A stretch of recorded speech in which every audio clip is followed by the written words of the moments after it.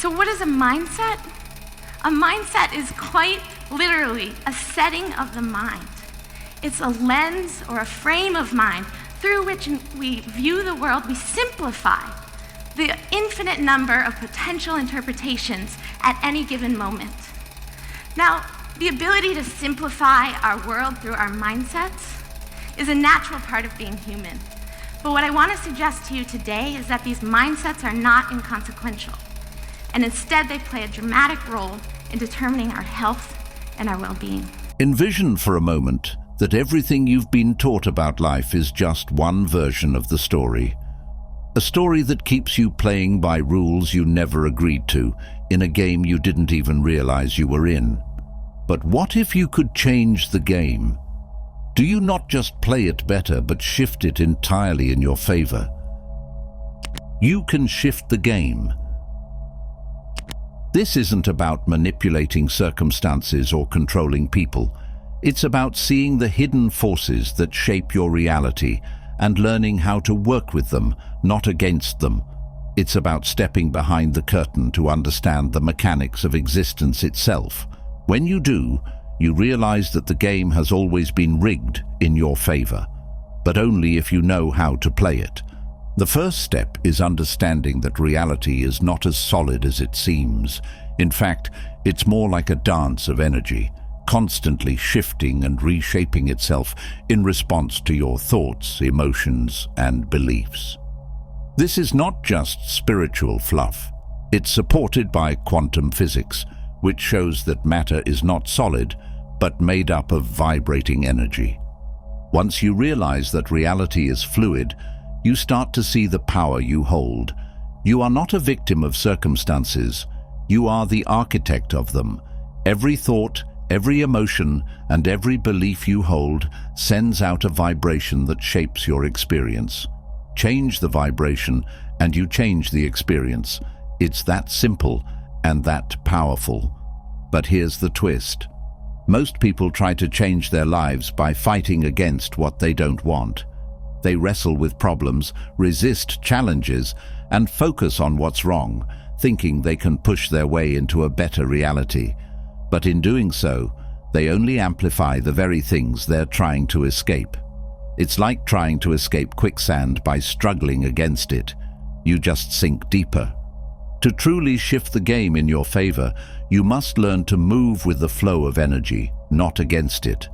It's the art of flowing with life like water finding its way around rocks.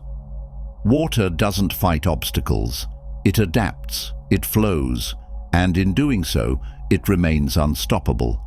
The key is to stop resisting what is. Resistance only locks you into a battle you can't win because it keeps your focus on what you don't want. Instead, learn to accept, adapt, and then redirect your energy. This doesn't mean passive surrender. It means choosing where to place your focus, attention, and energy. It means mastering the art of redirection.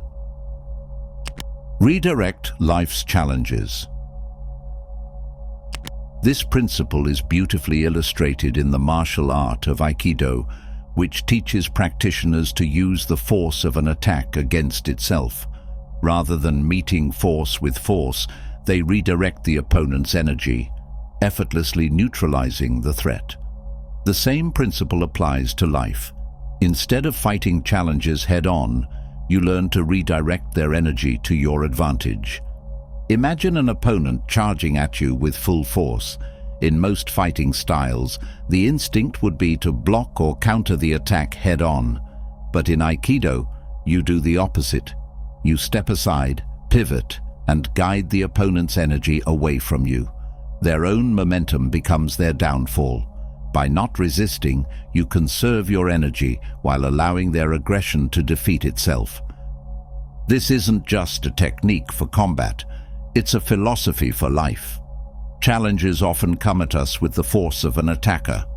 Unexpected setbacks, difficult people, overwhelming emotions. Our instinct is to resist, to fight back, to push against the obstacles in our path. But this only drains our energy and increases our suffering. In Aikido, there is a saying, The best way to overcome an attack is to avoid it, not by running away, but by moving with it, flowing around it, and transforming its energy. This principle can be applied to any struggle you face. Instead of resisting difficulties or trying to force situations to go your way, you can learn to redirect their energy to your advantage. This is not about passive surrender, it's about active adaptation. Just as the Aikido master stays alert, fluid, and ready to move in any direction, you can learn to flow with life's challenges, using their momentum to grow stronger, wiser, and more resilient. When you stop fighting against what is and start moving with it, even the hardest trials can be transformed into opportunities. Imagine facing a difficult situation. Most people either resist it or get consumed by it. But when you practice non-resistance, you observe it without getting tangled in it. You acknowledge its presence but don't give it power by reacting emotionally. You maintain your inner balance and then decide how to respond, not from a place of fear, but from a place of wisdom. This shift in perception changes everything. Suddenly, obstacles become opportunities. Challenges become lessons. Even pain becomes a tool for growth. You stop seeing yourself as a victim of life's circumstances and start seeing yourself as the master of them. This is how you shift the game entirely in your favor. But understanding this concept is not enough.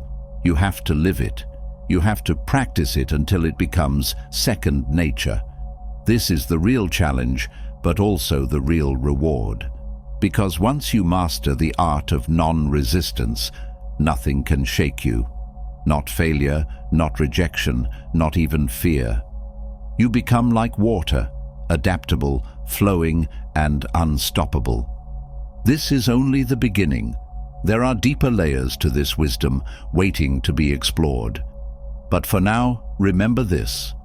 You hold the power to shift your reality, not by fighting against what you don't want, but by aligning with the flow of life and redirecting its energy to your advantage.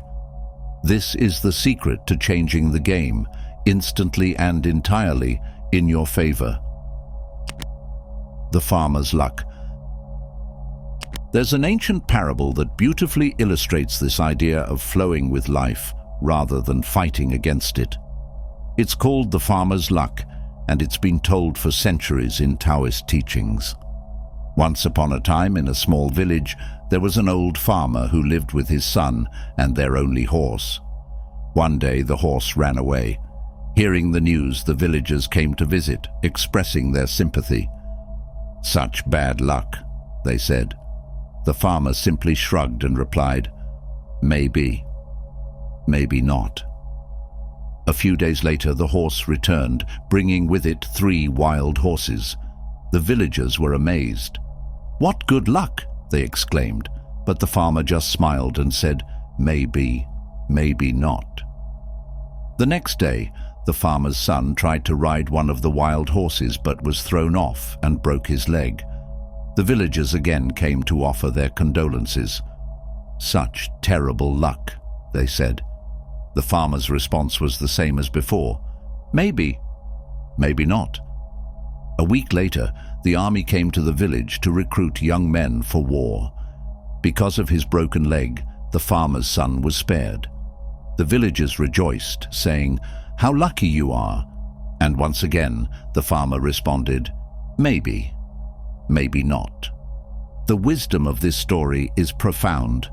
The farmer did not resist what happened. He did not label events as good or bad, nor did he become attached to outcomes. He simply flowed with life, accepting each moment as it came. He understood that everything is connected, that what seems like misfortune today could be a blessing tomorrow, and vice versa. This is the essence of non-resistance. The farmer did not waste his energy fighting circumstances he could not control. Instead, he maintained his inner balance, allowing life to unfold naturally. This is why nothing shook him, neither loss nor gain, neither pain nor joy. He was free because he was not trapped by judgment or expectation. Think about how often we label events as good or bad, and how quickly we react to circumstances with joy or despair. We ride an emotional roller coaster, up one moment and down the next, depending on how we perceive our experiences. But this constant judgment keeps us locked in the illusion of duality, believing that life is a series of ups and downs rather than a continuous flow. But what if we could be like the farmer? What if we could learn to see beyond the immediate appearance of things? What if we could trust that life is unfolding exactly as it should, even when we can't see the full picture? This doesn't mean becoming passive or indifferent. It means embracing each moment without resistance. It means staying present and allowing life to move through us without clinging to the good or running from the bad. Overcome evil with good. This wisdom echoes ancient spiritual teachings. In the Bible, we find a similar principle in Romans 12:21. Do not be overcome by evil, but overcome evil with good. Rather than fighting negativity with more negativity, this verse encourages a different approach, one of redirection and transformation. Just as the Aikido master uses the attacker's force against itself, you can use difficulties to cultivate patience, compassion, and strength. By not reacting with aggression, you neutralize the attack, just as in Aikido. You disarm your opponent not with force, but with peace. Consider the story of Joseph in the book of Genesis, sold into slavery by his brothers and later imprisoned for a crime he didn't commit. Joseph faced enormous challenges, but instead of resisting his circumstances or seeking revenge, he flowed with them, adapting and growing wherever he was planted. Eventually, he rose to power in Egypt and saved his family from famine. When he confronted his brothers, he said in Genesis 50:20, "You intended to harm me, but God intended it for good, to accomplish what is now being done, the saving of many lives." Joseph didn't fight against his fate. He redirected its energy, transforming betrayal into a blessing. This is the heart of Aikido's philosophy, the art of harmonizing with conflict to neutralize it. When you stop resisting life's challenges and start flowing with them, you realize that obstacles are not enemies. They are teachers. They are opportunities for growth, for learning to adapt and transform energy. Just as water flows around rocks in its path, you can learn to navigate difficulties by staying fluid and adaptable. Water does not resist. It doesn't fight the rocks or try to force its way through. It simply moves around them, finding the easiest path forward. And in doing so, it slowly shapes even the hardest stone. In this way, Aikido and spiritual wisdom converge on the same truth. Resistance creates suffering, while flow creates transformation. When you learn to redirect the energy of life's challenges rather than fighting against them, you shift the game entirely in your favor. You become like water, powerful, adaptable, unstoppable. This is the art of non-resistance. This is the wisdom of Aikido, and it is the path to true spiritual mastery. This is how you shift the spiritual game entirely in your favor, not by controlling the outside world, but by mastering your inner world, by staying centered, balanced, and unshaken, no matter what life throws at you. This is the power of non-resistance. This is the wisdom of the farmer. Throughout history, certain spiritual masters have defied the odds, breaking free from the limitations of their time and shifting the spiritual game entirely in their favor. They didn't just play by the rules of the world, they changed the rules themselves. How did they do it? They understood something most people miss. They learned to see beyond appearances, to recognize the deeper currents moving beneath the surface of reality. One such master was Lao Tzu, the ancient sage credited with writing the Tao Te Ching, a foundational text of Taoism. Legend has it that Lao Tzu grew weary of the corruption and chaos of his world. He saw people caught in endless struggles, chasing power, wealth, and status, only to end up more trapped than before. But Lao Tzu didn't try to fight this system head-on. He understood that resistance only feeds what you oppose. Instead, he embraced the philosophy of Wu Wei, which means non-action or effortless action. Wu Wei isn't about doing nothing. It's about aligning with the natural flow of life. It's about moving with the current instead of against it. Lao Tzu watched how water flowed, soft and yielding, yet capable of wearing down the hardest rock.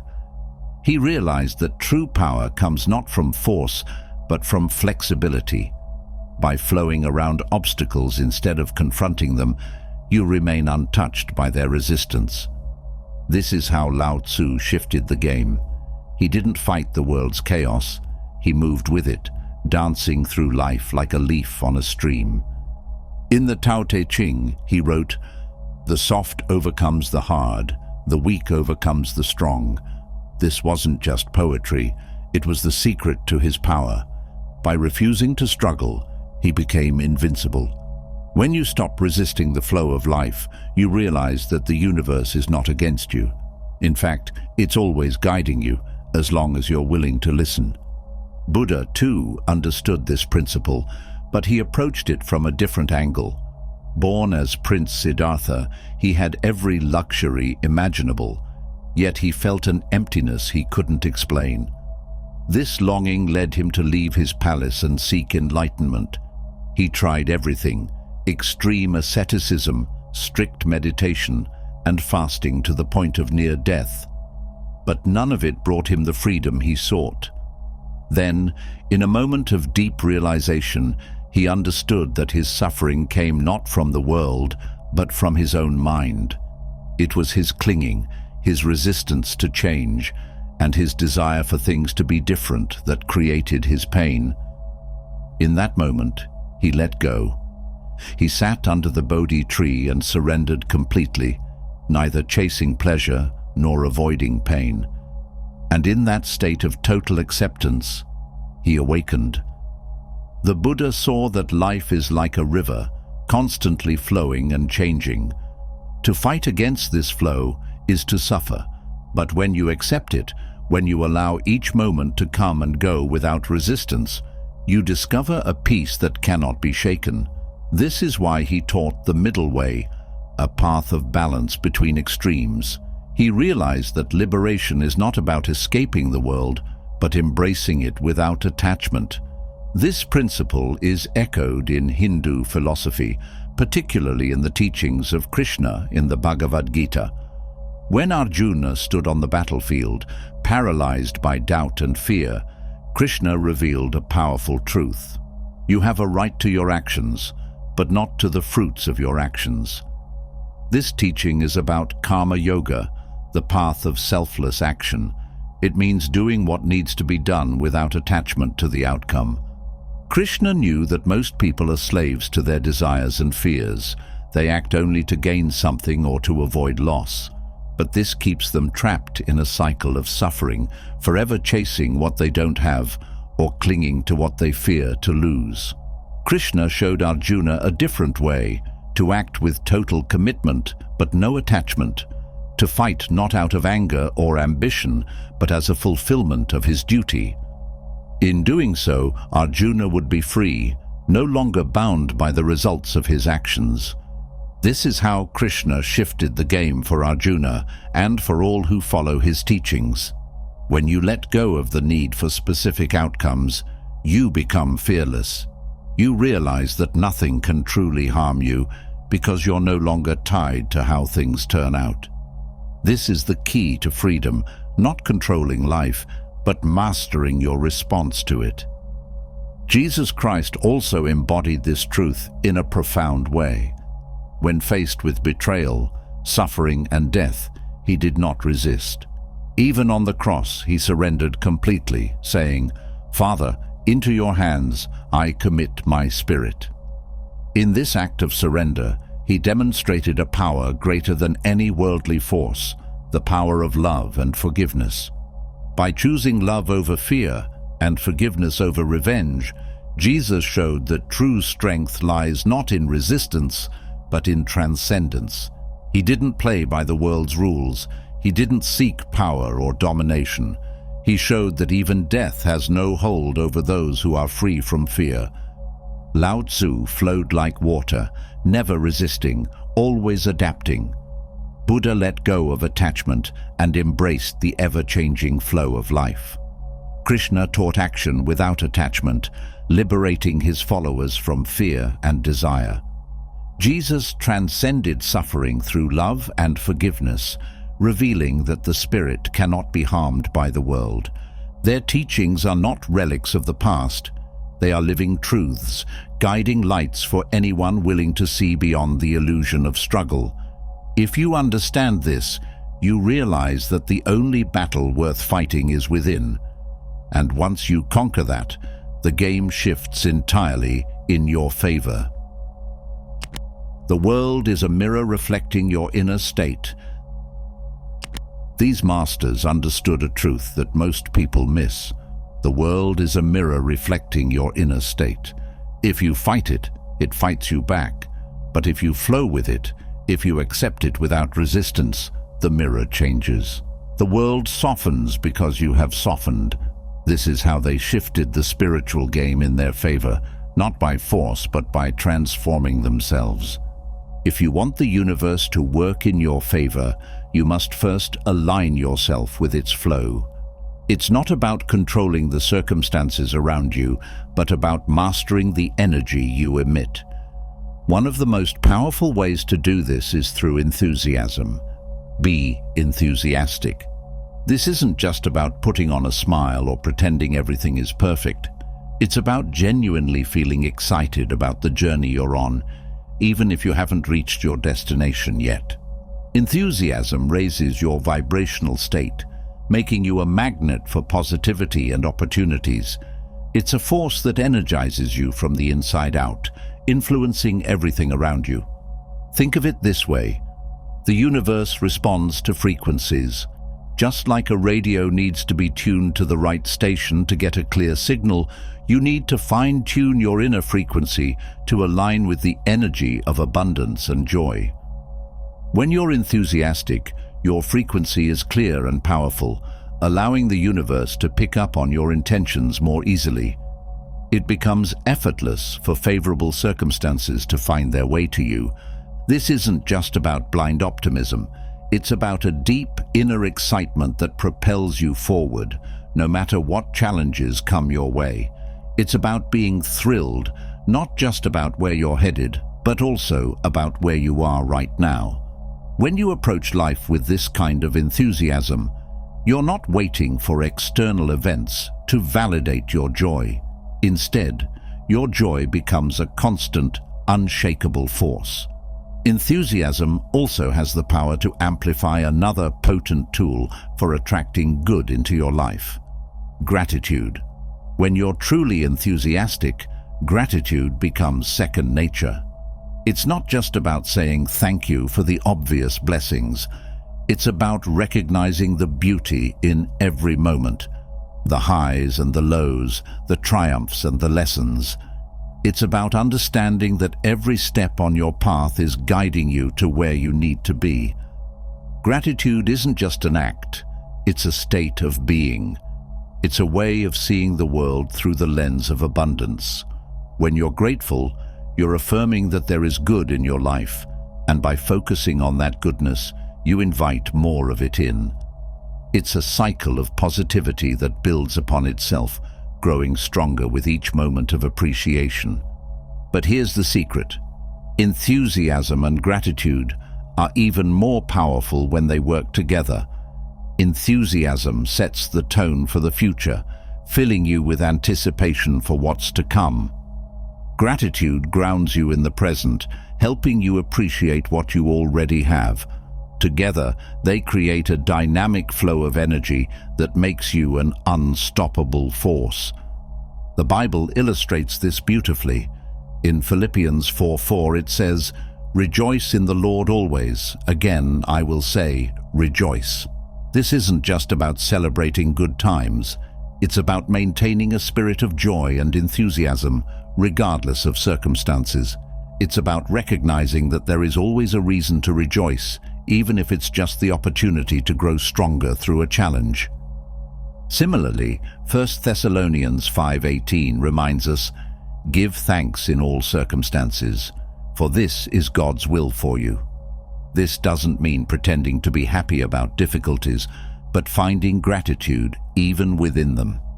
It's about trusting that every experience has a purpose, even if that purpose isn't immediately clear.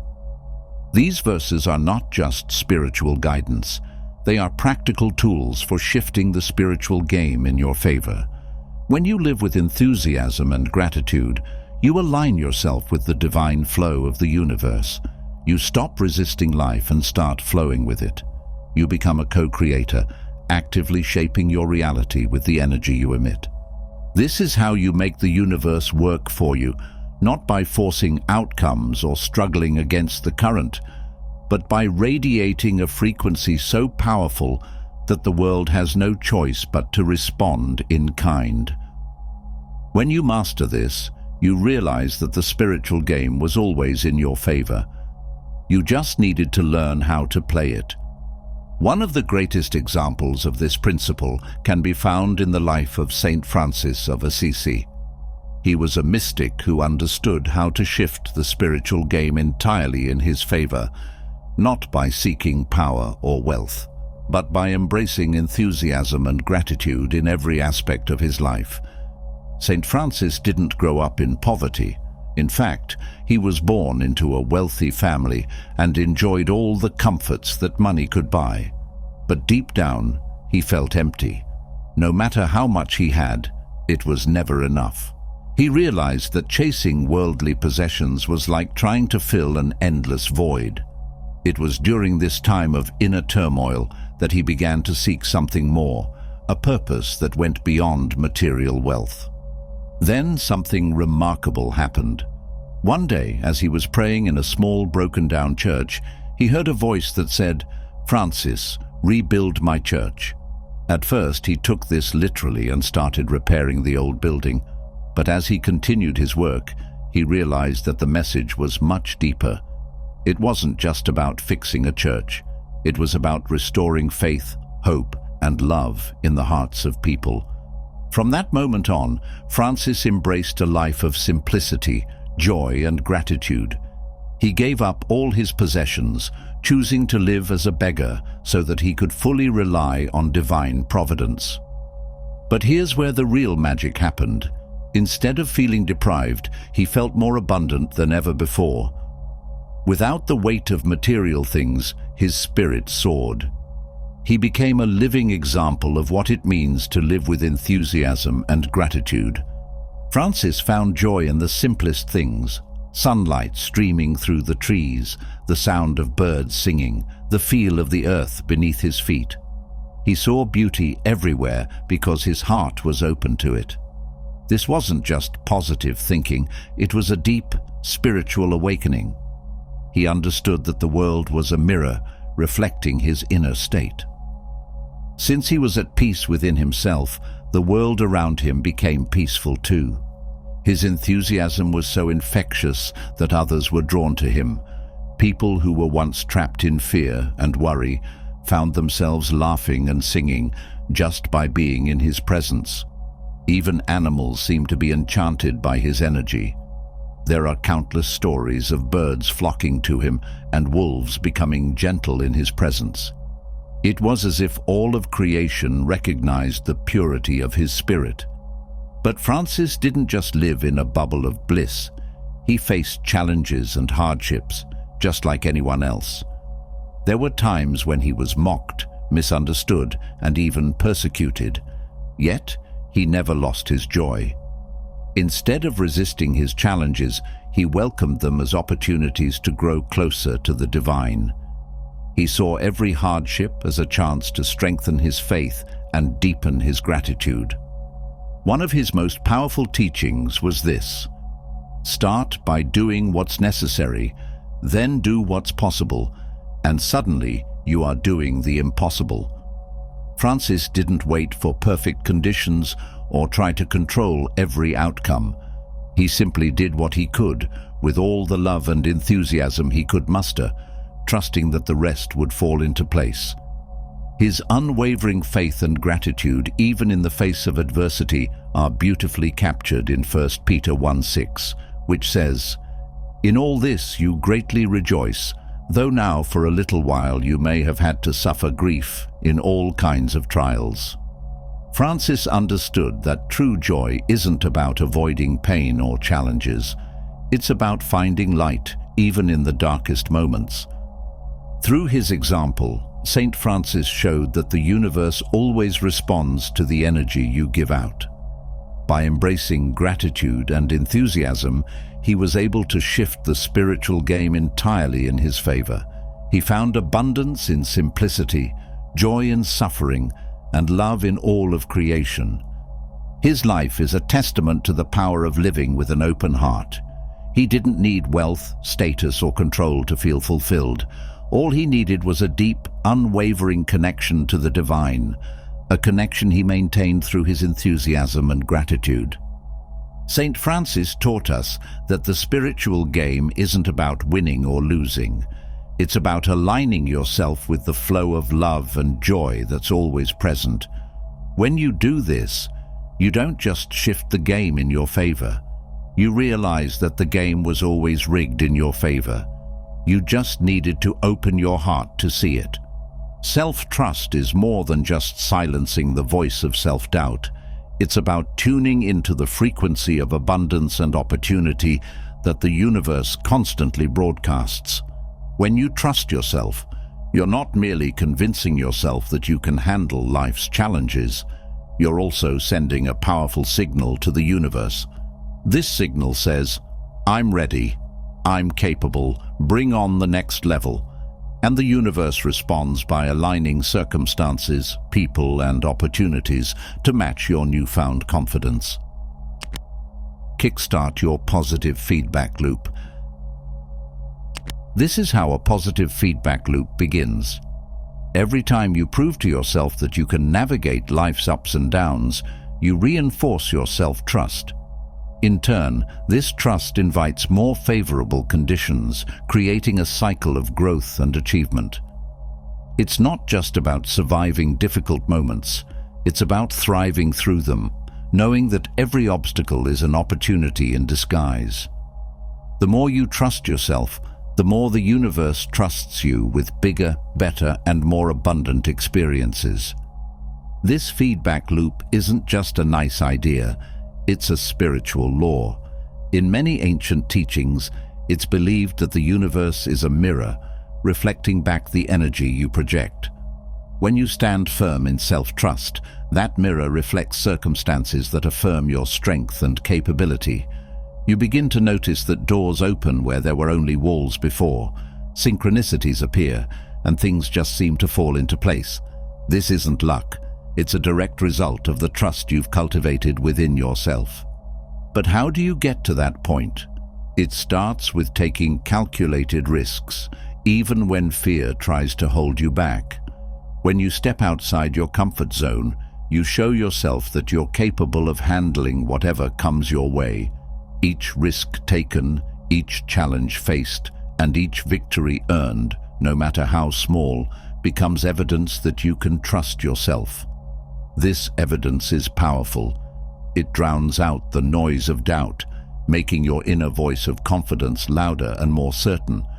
It also helps to recall your past successes. Too often, we remember our failures more vividly than our wins.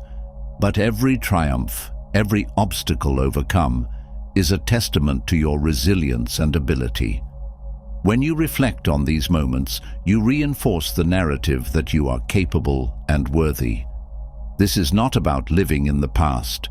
It's about using your history as proof that you can handle the future. Practicing trust in daily life is another crucial step. This means embracing uncertainty and allowing things to unfold without trying to control every outcome. It's about showing up, doing your best, and letting go of the need for guaranteed results. This isn't easy, especially when the stakes are high, but it's in these moments of surrender that trust grows the most. By letting go of control, you allow the universe to surprise you with possibilities you couldn't have planned for. This deep trust transforms you. You become a clearer, more confident version of yourself, someone who navigates life's complexities with grace and ease. You stop fighting against the current and start flowing with it, allowing life to guide you toward your highest good. This doesn't mean challenges won't come, but when they do, you'll face them with quiet confidence, knowing that you have everything you need within you to overcome them. This clarity and confidence don't just benefit you, they send a ripple effect into the universe. When you trust yourself, you inspire others to do the same. Your courage becomes contagious. People are drawn to your energy, not because you're perfect, but because you're real.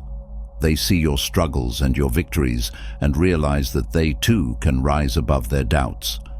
The universe responds to this level of trust by showing up for you in ways that seem almost magical. Opportunities appear out of nowhere, the right people cross your path, and solutions to problems reveal themselves with ease. This is not a coincidence. It's the universe matching your frequency of trust with experiences that validate it. But to fully tap into this power, you have to take action. Action is the bridge between where you are and where you want to be. Without action, even the strongest self-trust remains stagnant, like a river blocked by a dam. Procrastination is often the dam that holds back the flow of opportunity. It disguises itself as caution, perfectionism, or endless planning. But at its core, procrastination is usually fear. Fear of failure, fear of judgment, or fear of stepping into the unknown. The antidote is commitment. When you commit to your dreams and goals, you break through the dam of procrastination and set the flow of opportunity into motion. This doesn't mean taking reckless risks or diving in without preparation. It means choosing to move forward, even when the outcome is uncertain. It means trusting yourself enough to take the first step, knowing that the next steps will reveal themselves as you go. Commitment doesn't have to be overwhelming. It can start small, with simple, consistent actions that build momentum over time. It's about showing up for yourself, even when doubt whispers in your ear. Each small step forward sends a powerful message to the universe. I'm ready. I'm willing. I trust myself, and I trust the process. This trust fuels enthusiasm and gratitude, two of the most powerful vibrations you can emit. When you're enthusiastic, you're aligning with the frequency of joy and possibility. When you're grateful, you acknowledge the abundance that already exists, creating space for even more to flow into your life. Together, enthusiasm and gratitude amplify your trust, creating an unstoppable force that propels you toward your dreams. Boon Koon, gratitude and merit. In Thailand, there is a beautiful belief that ties perfectly into the idea of trust and the universe working in your favor. It's called Boon Koon, the belief in the cycle of gratitude and merit. This is about recognizing the kindness others show you and feeling a deep sense of gratitude for it. But it doesn't stop there. This gratitude creates a bond and a responsibility to give back, creating a cycle of positive energy and blessings. According to Thai tradition, when you receive kindness, it's believed that you inherit a sort of spiritual debt, not in a negative way, but as a chance to keep the good energy flowing. By returning that kindness or paying it forward, you create boon, which translates to merit or spiritual credit. This merit isn't just for this life. Thai people believe it carries over into future lives, attracting more blessings and good fortune. In Thailand, people practice Boon Koon in many ways. It could be as simple as helping a neighbor, respecting parents, or giving alms to monks. But it's not just about the action, it's about the feeling behind it. If done with genuine gratitude and respect, the merit generated is believed to be even more powerful. This belief encourages people to act with sincerity, fostering trust and harmony within the community. The beauty of Boon Koon is that it's not about grand gestures. It's about the little things, offering a smile, lending a helping hand, or simply being there for someone who needs support. These small acts of kindness create a powerful ripple effect, spreading positive energy far beyond what you can see. And just like with self-trust, each small act builds momentum, creating a life filled with joy, connection, and abundance. By adopting this mindset, you become a magnet for blessings. You no longer chase after success or happiness because they naturally find you. This is the magic of Boon Koon and the power of trust. When you live in harmony with these principles, you align yourself with the universe's frequency of abundance, just as Thai wisdom teaches. The lesson here is simple yet profound. Trust yourself, express gratitude, and give with a sincere heart.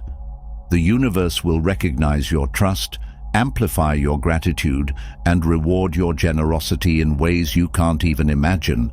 And once you understand this, you realize that the game was never about winning or losing. It was about learning to flow, just like water. I hope you enjoyed the video. If you did, feel free to subscribe to the channel. Thanks for watching.